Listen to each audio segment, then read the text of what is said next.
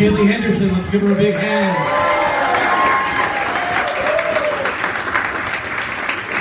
Kaylee, as I mentioned before, is from Ottawa, which of course is Canada's national capital punishment. Our next guest, when she cracked under the pressure of Yuck Yucks, she left comedy to attend law school. Crown Counsel, dog lover, mother, and part-time comic, here to redeem herself in my eyes, is the very funny Claudia Brabazon.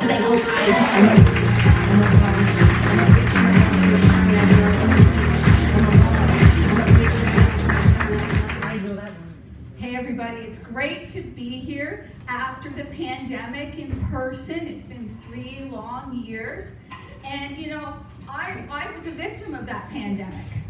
I didn't get the COVID, but I found out I had a comorbidity.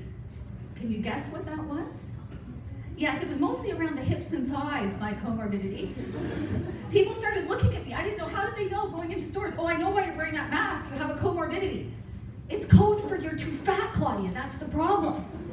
And you'd think that during a pandemic where they tell you they're coming for the fat people with this disease, the fat people are dying faster than a lot of other people, you'd think that would be enough motivation for me to shed a few pounds. Didn't happen. Because I'm an emotional eater.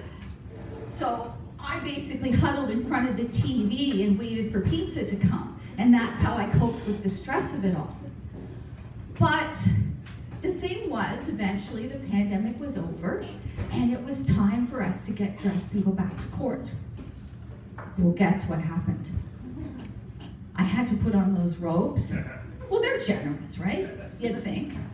But I put on the white shirt, and it wouldn't do up.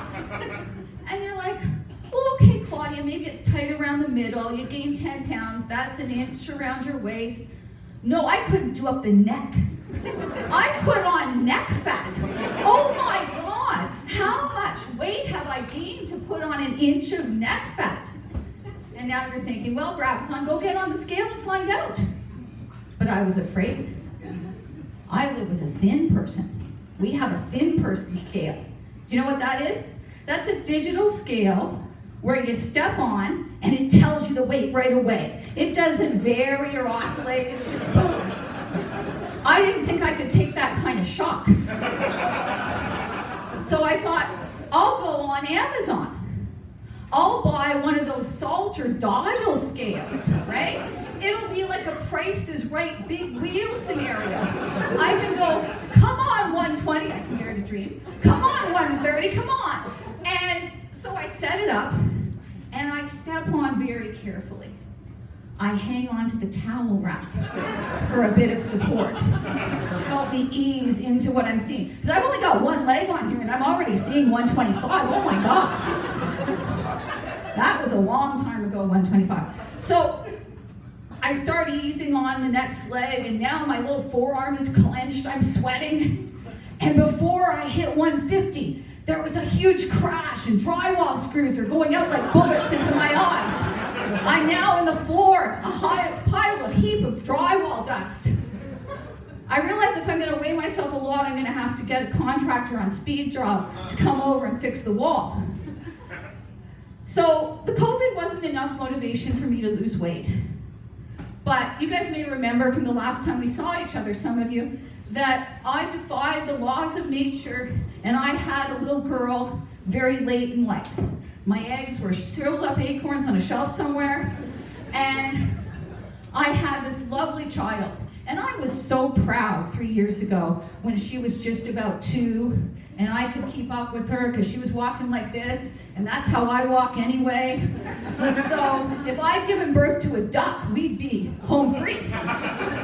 But no, remember I used an egg donor. I was smart. I thought we won't get morbid obesity and myopia to the next generation. I'll cut that off with a tall, thin egg donor. But now, you know, the way I see myself. So now, I have basically Thompson's gazelle as my child. This kid's speeding all over the place. I'm sure some of you young parents, you know, the normal people that had kids in your teens, 20s, 30s. Now I don't laugh at that teen pregnancy TV show anymore. I think there's some wisdom in that. because I can't like run and save this kid. She's out pacing me at 4.5. It's embarrassing, it's shameful. I bet some of you kept up with your kids till they're 8, 9, 10, 12, maybe even 13 years old. No. So I finally go to the doctor and I say, oh, please God, help me, I've got to lose some weight. And she looks at me and says, have you tried diet and exercise? Oh yes, I've tried every diet. I've even tried them together. I've noomed while doing Jenny Craig and Weight Watchers. I've got, Marie Osmond coming on my front lawn, handing me food. I've done it all. So then she has this better idea. Why don't you hire a personal trainer? Okay, so I pay someone to pretend to be my friend once a week. I can do that. Men have done that for hundreds of years and it works out well for them. So I'll have this woman pretend to be my friend and we'll do a little exercise, we'll chit chat, and it won't be that difficult. And I meet her online on Zoom and she says to me, now Claudia, for this to work, you're gonna have to commit to exercising on your own 2 to 3 times a week. Oh, I don't like that. I don't like that one bit. She says, do you have a stationary bicycle? Wait a second, I'll go down to the basement. There's a large lump of laundry over here. I think if we peel back the layers, there's a bicycle. Yes, there is. She says, well, I'm gonna give you my Peloton account. You can sign in and you can exercise for free. Well, we're lawyers. We don't like that idea. There's a license agreement I'd be violating. But I take the information anyway. I don't want to offend her. I don't want to seem too uptight. And we know I'm never going to do this anyway, so I don't feel bad for Peloton. So I take the information, put it aside on my phone, but then she's hounding me. You haven't signed on for the Peloton yet. You haven't done a workout yet. Ugh, fine, I'll sign on. I'm still not exercising, but I'll sign on. And then a day goes by, and I'm sitting in the living room in front of the TV having a big piece of cake, and I get a notification on my watch. It says, Claudia, you're doing a 60-minute hill climb on the Peloton. Do you want to track that? Yes, I do. I want to track that, baby. I didn't know exercise could be so easy. I'm really enjoying this. In fact, I'm so motivated, I'm going to take this slab of cake over and eat it sitting on the bicycle. That's how into it I was. And then over the next few days, I'm getting more of these notifications. I'm closing my green exercise ring on the watch for the first time ever. I'm meeting my step goals. And it's fake news. This is how fake news is so insidious. Because I'm starting to believe it. I've lied to myself so much. I feel tall and thin. I feel really fit. And I go back to the doctor. And I've gained 12 pounds. But I say, look, I'm exercising. I closed my rings. I'm Claudia Brabazon. Thank you very much.